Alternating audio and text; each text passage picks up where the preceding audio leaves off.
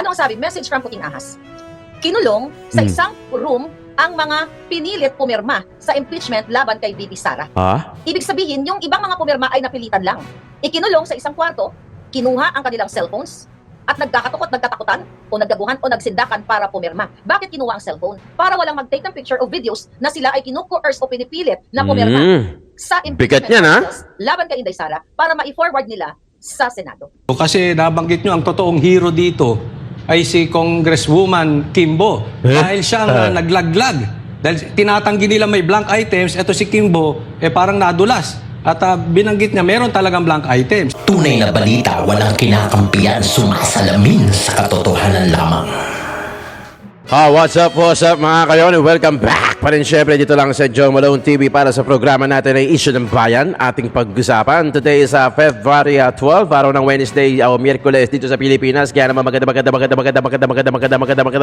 umaga, hapon o gabi po sa inyong lahat. Siyempre nagpapasalamat ang Joe Malone TV para sa mga patuloy na nakikinig at taga-suporta, nanonood, tumatambay dito sa programa natin na Issue ng Bayan, ating pag-usapan. Maraming salamat po. Shoutout po sa inyong lahat, lalo na yung mga viewers natin abroad, pati na rin lokal sa Pilipinas. Shoutout, isang attendance check muna tayo dyan mga kayon. If you're watching from Sweden, Chicago, New York, Illinois, Hong Kong, Japan, paki-comment dyan kung saan yung area mo ngayon, as in ngayon na. At sa mga doon naman sa local sa Pilipinas, if you're watching from Mindoro, Taguig, Tarlac, Bulacan, Cavite, Pangasinan, Laguna, i-comment mo na dyan kahit saan yung area mo. Nang sa ganon, malaman natin kung saan na inaabot yung video natin. Hindi man ako nakarating dyan o makarating dyan balang araw. Physically, at least yung vlog natin, alam natin na umabot na dyan mismo. Diba? Aba, matindi! My God! I hate drugs. So, ito na mga kayon, ha. Isang like and share naman dyan at isang subscribe naman. Ang sabi kasi ni YouTube, karamihan, 90% mga nanonood sa akin, hindi nakasubscribe. Kaya kung bago ka sa channel ko, dumaan sa ito, pakicheck na lang kung nakasubscribe ka na. Kung hindi, mag-subscribe ka na. Wala namang bayad dyan. Ano lang, kumbaga, pakonsuelo na sa amin yan, mga political vlogger, mga social media influencer. Like and share ng mga video natin, lalo na yung like, napaka-importante. Pati na rin yung pag-share at pati na rin yung pag-subscribe. Shoutout natin si Franklin Forog, pati si JU Production. Sila yung mga bagong pasok sa membership natin. Meron naman join button dyan. Kung gusto nyo, kung trip nyo, kung hindi, okay na sa akin yung like at saka yung subscribe. Maraming salamat. Pag-usapan na natin, nako-corner na kasi mga kayon.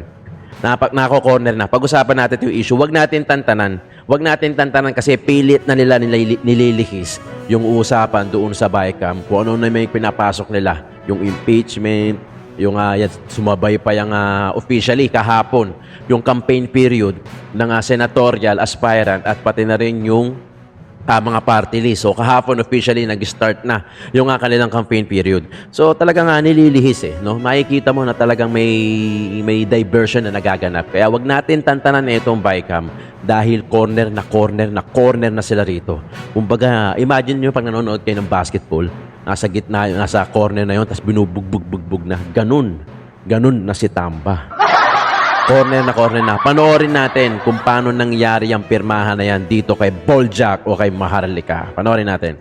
Kaya siya ay ngumingiwi. So si Sara ba ay may isyong nandaya sa eleksyon? Wala. 32 million ang bumoto sa kanya at maybe more than that pa ang kanyang supporters. At hindi magwawagi. Tandaan nyo to. Hindi magwawagi ang mga buwaka ng inang binayaran na 100 to 150 million pesos. Grabe. Ngayong araw, dahil ang pera daw, cash, ayon sa ating Puting Ahas, na nakalagay sa duffel bags na inintrega o ibinayad sa mga tiwaling pumirma na kongresista. Grabe, 150M? Actually, bago ko ituloy. Okay? Grabe Pinost yun. natin to sa ating Facebook kanina. Tignan natin. 150M? Ano na to? Ang lupit nun. 2.9 shares na pala ito. Naligo lang ako, 2.9 shares na. Ano ang sabi? Message from Puting Ahas. Kinulong sa isang room ang mga pinilit pumirma sa impeachment laban kay VP Sara. Ibig sabihin, yung ibang mga pumirma ay napilitan lang. Ikinulong sa isang kwarto, kinuha ang kanilang cellphones, at nagkakatukot, nagkatakutan, o nagdaguhan o nagsindakan para pumirma. Bakit kinuha ang cellphone? Para walang mag-take ng picture o videos na sila ay kinukoerce o pinipilit na pumirma sa Bigat impeachment yan, process laban kay Inday Sara para ma-forward nila sa Senado. Yan po ay galing sa Puting Ahas. At itong si JJ Suarez daw, sa Kongreso ay naninigaw na parang julul. Okay? Hindi sinabi kung bakit siya nagsisigaw, Pero ito'y nangyari ngayong araw. At ayon sa ating putingas, umulan ng pera sa House of Ang lupit? Representatives ngayong araw. Sa duffel bags nakalagay ang perang isinuhol sa mga kawatang congressman. At ito, mga kapalangga, ay utos o mando ng Bangag Administration. O, di ba? Grabe. Kung totoo man di umano. Allegedly, kung totoo man yung 150 million per pirma, Diyos ko naman. Grabe naman. Instant milyonaryo. Daming pera nun. Ilang cellphone yun, di ba? Ilang bahay at lupa yun. Ilang kotse, ilang mga Rolexes na mga relo yan. Grabe. Ganun na ba talaga ngayon? Ganun na ba talagang kagrabe ngayon? To the point na parang harapan. Aba, matindi! Harapang gaguhan, harapang lokohan. Di ba? Kung talagang totoo man yung 150M na yan, at marami na tayong actually marami ako napapanood lumalagpas lang sa TikTok. Allegedly, meron 150M nga na pinamigay para doon sa mga pumirma. Kung sino ba naman talaga yan, malamang pipirma talaga yan. Di ba? O, prinsipyo versus 150M na magiging labanan. Panoorin natin ito galing sa bilyonaryo naman. Mga kayo ayoko kasi tantanan gaya ni Atty. Vic Rodriguez. Huwag natin tantanan itong BICAM issue. Kasi isa to sa mga talagang kailangan nilang paliwanagan. O, bagamat nautusan na sila ng Supreme Court na magkomento within 10 days ang House at pati na rin ang Senate, pati si Bersamin, kailangan na maipaliwanag nila yan at magbigay sila ng komento dyan. Panoorin natin na ito, galing naman sa Billionaires. Ito si Kong Alvarez, kasi Allies of former Atty. President Jimmy Rodrigo Bondoc. Duterte, under a group called Citizens Crime Watch, has filed 24 counts of criminal charges with the Ombudsman against 24. House Speaker Martin Romualdez, Ako Bicol Party List Representative Zaldico, and House Majority Leader Manuel Jose Dalipe. The complaint stems from allegations of 241 billion pesos worth of unlawful insertions in the ratified BICAM report of the 2025 national budget. Citizens Crime Watch claimed that House leaders' illegal insertion on the BICAM report violates Article 170 of the revised Penal Code. Is the complaint versus Speaker Romualdez and other House leaders a payback for impeaching Vice President Sara Duterte? Joining Grabe, 241 billion yung this pinag-uusapan morning at natin the BNC dito. studio are two members of the Citizens Crime Watch. He is Davao del Norte's 1st District Representative and also former Speaker of the House, Congressman Pantaleon Alvarez. Good morning, Speaker Beboy. Hi ma'am, good morning po. And we also have senatorial aspirant and former PAGCOR Director, Attorney Jimmy Bondoc. Good morning, Attorney Jimmy. Good morning, Attorney Karen. First, let's start with Citizens Crime Watch. Kailan po nabuo ang Citizens Crime Watch? If I may just add slight correction, the Citizens Crime Watch is actually sila Attorney Ferdy Topacio. So hindi kayo members? Yes, they are co-complainants in the case. But the Citizens Crime Watch, I happen to know, was started in the 90s. Mm-hmm. So 1992, I think. Yeah. 1992. But so, we are co-complainants nyo lang We sila, are but you're not co-complainants. members? Yes. No. Okay. Yes. And so let's go to the complaint that was filed. The basis is Article 170 of the revised Penal Code. Yes, that's correct. But can we break this down to make it simpler for the Filipinos? The basis is Article 170, which relates to falsification Of legislative documents. So, paano pong nagkaroon ng falsification of legislative documents when it comes to the BICAM report? BICAM report, ito inamin na ni Congresswoman Kimbo na talaga merong mga blanks doon sa report. Ngayon, nung pina-approve yun sa plenary, karoon pa rin, may blanco, inaprobahan. Agoy! Now, bakit pagdating doon sa printing, nagkaroon na ng amounts? Yan. Pagdating sa Malacanang, may amount na. So, the Article 170, the basis for this complaint, says that those who without authority Yes. alters or makes insertions Changes the or meaning. changes a bill or resolution that is pending or approved by Congress is liable. But in this case, wouldn't it be an implied authorization kung inapprove yung blanco? Pwede kasi yung technical working group. So, grammatical error, yung typographical error, pero not in, yung lagyan mo ng amount. Kasi that will alter the approval. So, Attorney Jimmy, in this case, what should have been done? Well, there are many things that could have been done. Number one is to just leave them blank. Because if it's left blank, that means that was what was agreed upon in the BICAM. Or number two, if you fill it in, ibalik po sa plenaryo. Because it is very simple. I hope everyone understands. It's very simple. The plenary, both houses, have to see the bill before it goes and to approve it and to ratify it before it reaches the office of the president. And Speaker Bebot, you were former Speaker of the House. has it ever happened during your term na meron kayong BICAM report na may mga blanco? Ano? Even before Wala. me, hindi po nangyayari yun. And based on the rules, House rules of Congress, is it allowed to have blanks in the BICAM report? Hindi po, hindi po. You were a member. Grabe, no? You were a member of 19th Congress, and assuming that you also attended the budget deliberations, wala po bang nakapansin na may blanco? Dito sa kaso na to, medyo walang nakapansin. No? Basta tumuloy-tuloy yung approval ng bill. Paano po nangyari yun na walang nakakita? Grabe naman. Kayo po, were you part of the budget deliberations? Hindi po. Hindi kayo bahagi nun. Pero, di ba pinapa-approve yan sa plenary? So, hindi ba pinapakita sa members of Congress kung ano yung ina-approve nila? Ang nangyari dyan, bago sinalang doon sa plenary, nag-email yung leadership in every congressman ng kopya ng BICAM report. May nakalagay talaga doon blanco. Nung una, hindi ko pa napansin. Hanggat nung napanood ko si former President Duterte and Congressman Ungab, Yan. Sid Ungab, na diniscuss nila yung merong blanco. So, ang ginawa ko naman, I called my office, pina-check ko, totoo naman talaga, meron. But nonetheless, naka-approve po ito, nakakuha ng approval sa Congress. So, does that correct that issue? Or what is the effect of having this being approved by plenary? In-approve kasi yung BICAM report as yung may mga blanks. Mga 12 yata na blanco yon. Dami nun, ha? So, Marami dapat, yun. Pagdating sa enrolled bill, ganun din. Yes. Blanco tapos. Blanco din. Oo, at sino Para ba malinaw, ha? fill ng mga blanco? Dapat ibalik nila sa plenary para aprubahan ulit. Kung pagkatapos i-fill up. Oho. Dahil hindi naman authorized anybody except Congress para maglagay ng amendment doon sa bill. Grabe. Kung dati po Ito yung never harap-harapan na nagkaroon ng blanco sinasabi sa natin. report At hindi rin to allowed ng House rules. Bakit po in this case, this time, nagkaroon ng mga blanco? Ito yun, Karen, no? Sobrang garapal na talaga yung sistema ngayon. Garapal yung term na ginamit. Talagang harap-harapan gaguhan. Harap-harapan lokohan, di ba? Garapalan na, no? Ang pinagtataka ko lang, ito na, may kaso naman na nanaisan pa naman nasa sa SC o sa Supreme Court. Siyempre, yun nga lang, ilang araw pa yan, ilang buwan pa yan bago lumabas yung resulta, di ba? Kahit alam nilang crime ito, tuloy pa rin sila.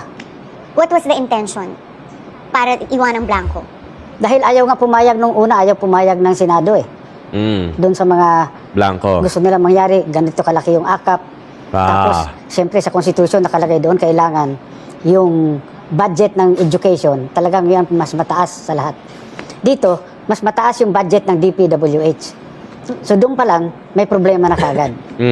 Kaya siyempre, para hindi na magtagal doon sa Senado, tinira nila dito sa House of Representatives. And doon na lang nila linagay yung mga amounts. Doon nila nilagay, Representative Stella Kimbo recently said that filling in the blanks was ministerial because there was supposed to be technical staff that would fill it in based on computations. Meron po bang agreed upon computations at the level of the 19th Congress? Well, ganito yan, Karen. Tama naman siya, ministerial, no? Pero ito yung referring typographical error, yung error in spelling, hindi yung from zero, lagyan mo ng number. Let's say 1, di ba? Or 3. Pukin ang inang or 5. typo yan. Hindi pwede yun. Dapat kung 0 dito, 0 din dito sa kabila. Ayan. Hindi pwedeng lagyan mo na ng amount yan. Dito, matindi. 0 yung total. Pagdating dito sa kabila, ginawa nila 241 billion. Grabe More or yun. less ang pinasok nilang projects. Attorney Karen, if I may clarify, no? A best example of a correction would have been if there was an amount there that, let's say, it says 100 pesos and then they left out a 0, the staff could put in the 0 to make it 1,000. I would still question that, but at least it's an actual correction. Pero for a blank to have an amount, that falls way outside the definition of a correction. Di ba? So from a legal standpoint, when you filed this case, what evidence are you relying on to prove that there is indeed a criminal act? Attorney Karen, no, this is very interesting even for your students, for law students ng statutory construction. This is the best example of res ipsa loquitur, no? The thing speaks for itself. The best example, I think, it will be landmark because it will show clearly that the custody of the document was with the people mentioned, the persons mentioned. It was in their control. The persons mentioned meaning the accused in this case. Yes, kasi po, this was printed in the House of Representatives, in their custody. After all of the processes, bago po umakyat sa presidente, dyan po pinrint yan. And they were the only persons with the authority and with the physical presence of themselves or their staff na maaaring nailagay yan. The thing speaks for itself. And what is the reason why the case was filed against the leadership in Congress, meaning specifically House Speaker Martin Romualdez, Congressman Zaldico, and Majority Leader Manix Dalipe? Bakit hindi kasama yung iba? Kay Romualdez, dito kasi, sa Congress, Karen, Yan, wala yan. pong nangyayari dyan Yan. without the consent of the Speaker. Lahat yan, may basbas ng Speaker. Ngayon, why Speaker. Si Zaldico ang last touch dito bago to naging enrolled bill. Ikaw pala last And touch, you know ha? that for a fact Committee po, on as a member Appropriation. of the 19th Congress. Opo. Kasi dadaan talaga sa Committee on Appropriations yan bago mo iprinta yan. So Zaldico, last touch dito. Last So hindi po touch. pwedeng wala siyang kinalaman dito. Ayaw. And Majority Leader Kaya siguro nag-resign o pilit na pinatanggal. Manix Dalipe. Manix Dalipe, siyempre siya yung nagkukumand doon sa floor. Ang galing lang mga kayo, no? Naiintindihan na natin unti-unti. Ang tagal, no? Grabe, no? Hindi kasi hindi naman tayo politics expert, eh. Sila kasi mas nakikita nila. Kasi ando doon sila. Nasa loob sila. Tayo, nasa labas, may bakod pa, sumisilip-silip lang tayo ng gano'n, nakikinig lang tayo sa mga ibang resources. So kahit pa paano, na yung mga puzzle of pieces na pagduduktong-duktong na natin to make a clearer, na bigger picture. Diba? Kasi kung hindi kila Congressman Ungab, kila Attorney Vic, dito kay Congressman Alvarez, kila Attorney Jimmy Bondo, kay Attorney Topacio, dun mas lalong lumilinaw. Dati kasi blanco lang, eh. Okay, sinabi nila Congressman Ungab, blanco. Sinabi ni Rodrigo Roa Duterte, hindi pa pwede yan. 'Di ba? Sabi niya, hindi pa pwede yan. Kailangan ibalik yan sa Kongreso at doon magkaroon ng amendment. So ayo according sa kanila. So totoo naman, 'di ba?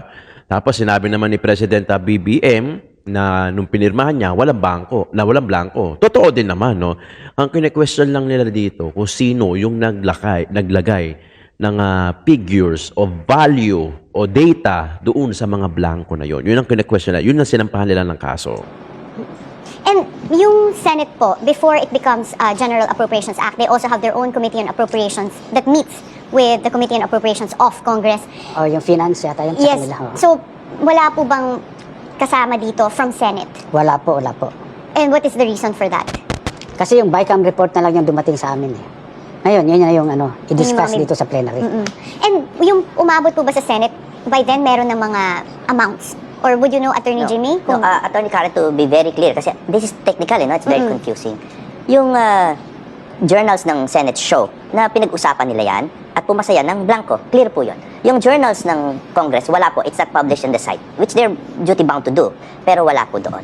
Be that as it may, wala namang krimen pa rin kung blanco yan eh. Wala so pa rin krimen. it's their discretion. They can approve blanks. Yes, so wala pang problema from the Senate and even from the House nung blanco siya. Pero nung printing na, which was done at the House of Representatives, nung printing na, doon lang yung opportunity na magkaroon ng insertion. Yo! And therefore, that is the only Malinaw. time may crime. Would you say that Criminal this yan. is done with the consent of Case. Senate if they approve the report with blanks? Well, the reason why they're not joined here is because there's no evidence of that, no? Ang point lang po dito, yung sinasabi nga nating the thing speaks for itself, no? Is, nangyari yan sa House of Representatives, doon po officially yung printing bago ipadala yung GAB for the President's approval and signature. And Executive Secretary Bersamin. Bersamin and President Bongbong Marcos said that the General Appropriations Act had no blanks. Is Totoo. that irrelevant? That is correct because nung pinadala yung printed GAB sa presidente, kumpleto na yung amount. Yung Fill General up pa na. Appropriations Bill na to. Yes, kumpleto na. Gab na yun. Ginawa na ng House of Representatives. Ipinasok na nila yung gusto nila. Ngayon, if you remember, hindi kaagad pinirmahan ni Presidente yan ng scheduled date. Sabi niya kailangan nilang i-review. Yan. So nung Nabalitaan ko yan. nagtataka bakit kung ni-review talaga yan, edi dapat nalaman niya na may mga kulang-kulang dyan. Pagdating from the Senate, magpunta sa House of Representatives from the Bicameral Committee. So would you say na hindi na review properly? Ano po yung palagay nyo nangyari along the way? Palagay ko rito, ewan ko kung talagang ni-review nila o hindi, no? Dahil kung ni-review nila, hindi naman po pwedeng hindi nila malalaman yun. Oo. Dahil vast yung powers ng Presidente. Alam niya yun, unless na talaga naisahan siya rito. So you should have seen the BICAM report Oo. with the filled up Yes, amounts. yes. Attorney Jimmy, would there be any liability that ultimately would also be linked to Malacanang, to the President and the Office of the Executive Secretary? Attorney Karen, that is a matter of evidence, I think. But that is also the reason why we are taking measures to make it clear that we are focusing on the falsification that happened at the House. So that the parameters are clear. Kasi po baka maging political pag inisip Yes. nila na dinadamay na namin lahat. Tsaka baka magmukhang shotgun no? Lahat na lang sinisisi namin. It is very clear here by the facts of the case. na may Falsification dun sa print. of And you're really legislative concentrating on just that criminal documents. act We of have to. falsification. We have to. That is our contribution to the discussion, to the public discussion. Because there are also constitutionality issues, kaya Attorney Rodriguez, we leave that to them. And Speaker Bebot, you mentioned that the insertions amount to around 241 billion pesos. Total, yes. Have you heard of where this was going to go? Kung para saan itong mga amounts na ito? Well, mostly, pag pinag-aralan mo yung ano nila, breakdown, nasa Department of Agriculture. Tapos yung NIA, ang laki ng mga amounts doon. Oo. Kawawa Would you say that naman. they are going to legitimate programs? Hindi ko po alam kung legitimate yun. Tapos kasi may mga AKAP din doon. No? AKAP, AX. Well, the timing is nearing an elections, the 2025 budget. Sa palagay niyo po ba meron ditong kinalaman din sa elections in terms of the amounts? Definitely yes, because yung mga AKAP, AX na yan, ginamit na nila yan na weapon during election ng barangay elections. Binuhusan nila ng AKAP, AX to support their own candidates. And for you, Attorney Jimmy, some might say that this was also a campaign strategy because you are running for Senate. Why did you file this case or join in filing this case? Many people are probably unaware of my membership in PDP Laban and my chairmanship of the arbitration committee. I'm part of the legal aspect of PDP Laban.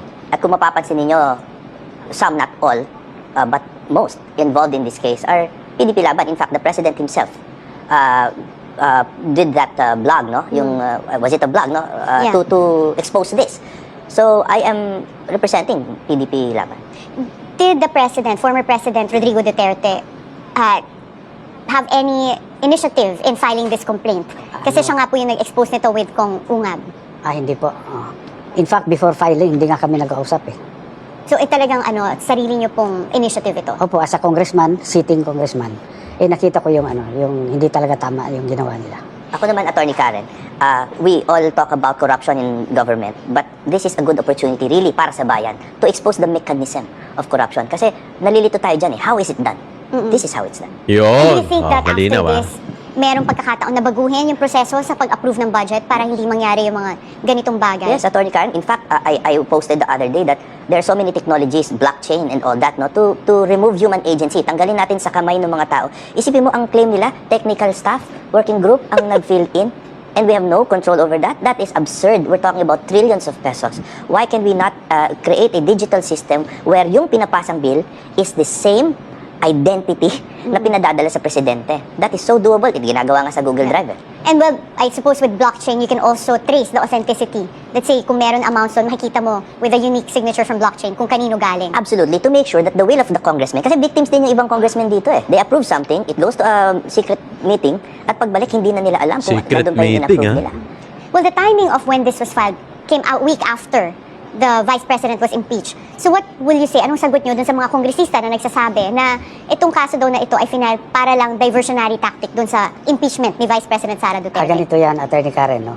Pag-aralan nila, kailan lumabas si Presidente Duterte at si Congressman Sid Ungab doon sa questioning the 2025 budget, yung may mga blanco. Matagal yun. Matagal na yun.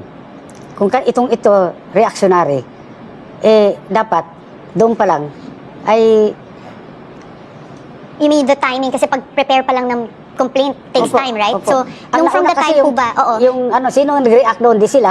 Nag-file sila ng impeachment dahil doon. So you're saying nauna yung... Nauna naman expose talaga. and then nagkaroon ng impeachment. Ngayon, nagpanik sila dahil mahirap na ito sagutin Tsaka ito, crime. May ipit talaga sila rito. Attorney Karen, if I may add, no, and Speaker Alvarez, to those people saying that, I ask them also, when is a better time? Kailan ba pinapasa ang budget? Hindi ba ito talaga ang budget passing season, December, and then sa January natin, December 30 yung pirma So January natin nakita, and I think 1 month is a reasonable amount of time para tingnan kung may mali yata dun sa nangyari sa proseso. So I don't think there's anything questionable about the timing. Kung matatandaan nyo mga kayon, di ba? Kung matatandaan nyo, naunang i-expose nila Congressman Ungab, pati ni President Roa Duterte, yung about sa BICAM issue 2025. Di ba nga, gumulong yan, pumutok yan, naging issue ng bayan, ating pag-usapan, tinalaka yan ng mga iba't ibang mga vlogger, senatorial aspirant, at kung sino-sino pa. Ginawang topic yan, ginawang ng content. Tapos, di ba nga, nagtuturuan sila. Di ba, nagtuturuan sila. Hinahabol ng reporter si Kimbo. Hindi nga makapagpaliwanag. May mga nagsinabing congressman na meron ng blanco. May nagsabi naman na wala. Sa Senate naman, meron din nagsabing meron. Meron din nagsabi ng wala. Tapos, dumating na. Di ba? Dumating na. Nahihirapan na sila. Nako-corner na sila. Tapos, dumating na yung time ng impeachment. Di ba? So mas nauna yung expose nila Congressman Ungab. So kumbaga nag-react lang sila kasi nahihirapan na silang paliwanagan dahil nagkakaturuan na eh. 'Di ba? Nagkakaturuan na. Yung iba wala, yung iba meron. Parang nga tayo naglalaro ng meron o wala, eh. 'Di ba? Meron pa nga akong vlog diyan na meron o wala, 'di ba?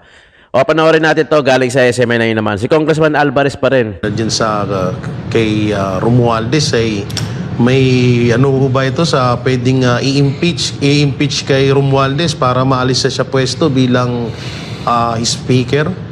Alam kong krimen yan eh, crime. Both punishable sa revised penal code at saka dito sa Anti-Graft and Corrupt Practices Act.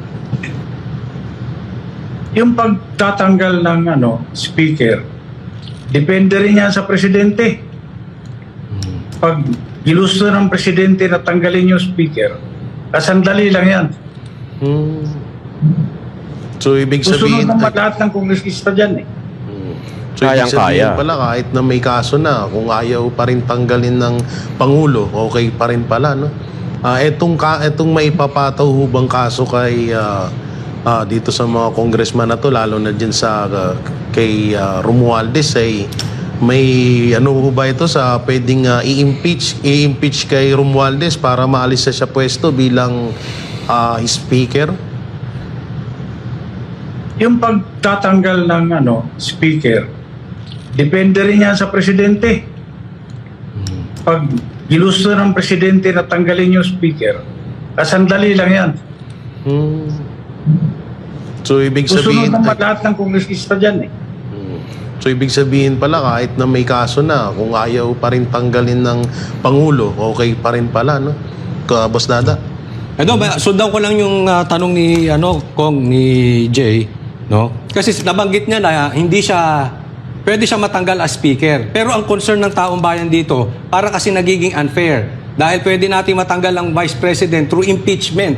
Ito ay hindi lang pagiging speaker, pero meron ba tayong paraan? Kasi wala sa batas to, alam ko itong pwedeng ma-impeach as congressman. Nang sa ganun ay siya hindi na rin makatakbo sa susunod. May paraan ba tayo? Pwede po yan yung sa kaso niya sa husgado. Okay. Pag nagdesisyon ng korte na may kasamang perpetual disqualification from holding public office, talaga hindi na siya pwedeng tumakbo. Tapos itong kailan kaya yun? Hingi ko lang inyong komentaryo dito kasi nabanggit nyo ang totoong hero dito ay si Congresswoman Kimbo. Dahil siya ang naglaglag. Dahil tinatanggi nila may blank items, ito si Kimbo parang nadulas. At binanggit niya meron talagang blank items.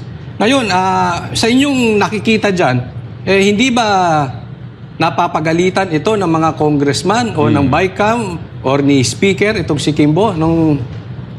Ewan ko lang ha. Pero mabigat yung statement ni Congresswoman Kimbo na yun. Kasi sa rules on evidence, declaration against interest yan.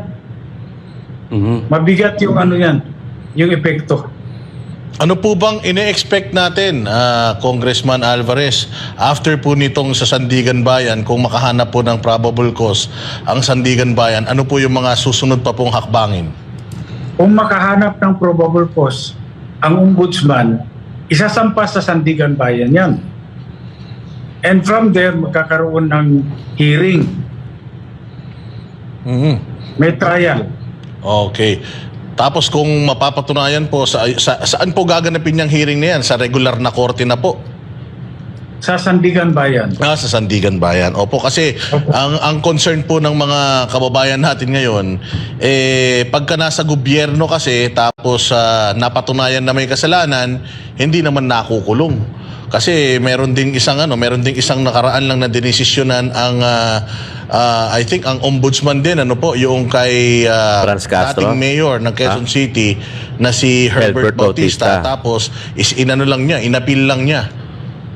Pwede po bang mangyari yun sa kaso na ito kung halimbawang mahatulan ng guilty itong si Speaker sa kaso niya? Pwede niya i-appeal sa Supreme Court yan. So ano pa din? Karapatan niya yan. So yun pa din ang natin dito mga partner, kasi yun nga yung concern ng mga netizens natin dito na kapag nasa kapangyarihan nahatulan na hindi pa rin nakukulong. Pero available naman kasi sa lahat yung ganong option. And Coach Oli, meron ka pang additional? Sundan ko yun, no? Kung, kasi sinampahan ng kaso, so may kaso, pero alam na, ako hindi abogado, hindi ko po alam kung dapat siya magbitiw. Pero, delikadesa, may kaso ka eh. Hindi ba dapat na mag-inhibit itong si Speaker bilang Speaker or Congressman? Sa ibang bansa, lalong-lalo na yung Japan, ay talagang may delikadesa sila doon. Oo. At mayroong hiya. Dito, walang hiya eh. Dito sa atin, hindi uso yung hiya eh. Hindi uso yung delikadesa. Walang uso rito. Tumatakbo pa. Pero parang si lang yan, di ba? Parang si mga, alam niyo na, yung mga may guilty lang dyan na may mga kaso. So yun, mga yun, no? Mga kayon, ito obviously na corner na rito si Speaker. Pero syempre, gumugulong pa rin yan. Yan tanong, kaya hanggang kailan yan? Mag-e-election na ulit, di ba? May 12, nasa kamay na natin. Kaya kung ako sa inyo, iboto nyo yung PDP, straight vote, laban. Dahil yan ang isa sa mga talagang nakikilata natin, yung mga allies ni Duterte na kung saan magpapatuloy. At siguro naman, di ba? Siguro naman, susuportahan tayo niyan dahil mga bata ni Duterte yan, o kung di man bata ni Duterte, kaalyado niya yan. So, syempre, iniidolo niyan si Duterte at yung mga estilo niyan, malamang nakopya na rin nila kay Duterte. Bagamat meron mga sari-sariling kanya-kanyang estilo yan, pero syempre, ang tinitingalangan niya si Rodrigo Roa Duterte. Mga kayan, maraming salamat. Nasa kamay natin sa May 12 ang pagboto at pagluklok sa mga matitinong senatorial aspirant at congressman aspirant. Piliin natin maigi. Iluklok natin ng todo nang sa ganun. Makatikim naman tayo ng ginhawa dito sa bansa natin dahil pagod na tayo di ba? Kita nyo nga no, harap-harapang gaguhan, yung mga dating normal na ginagawa ngayon abnormal na. Ngayon garapalan na nga yung term na ginagamit na talagang panghuhudas sa kaban ng bayan. Maraming salamat, Joe Malone TV, para sa Issue ng Bayan ating pag-usapan.